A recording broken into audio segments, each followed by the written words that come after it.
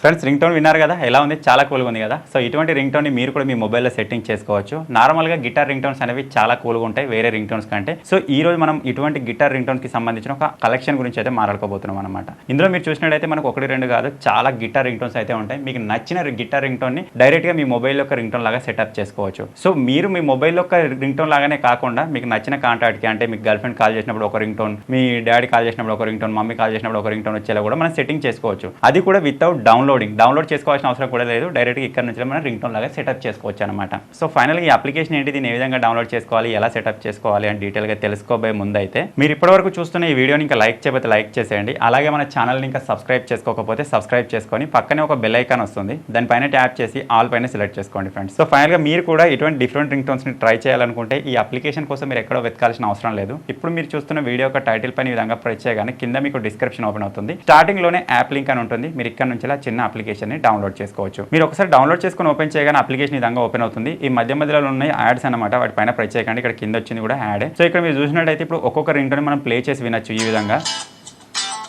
మీరు దేనిపైన ప్రెస్ చేసినట్టయితే అది విధంగా ప్లే అవుతుంది అనమాట.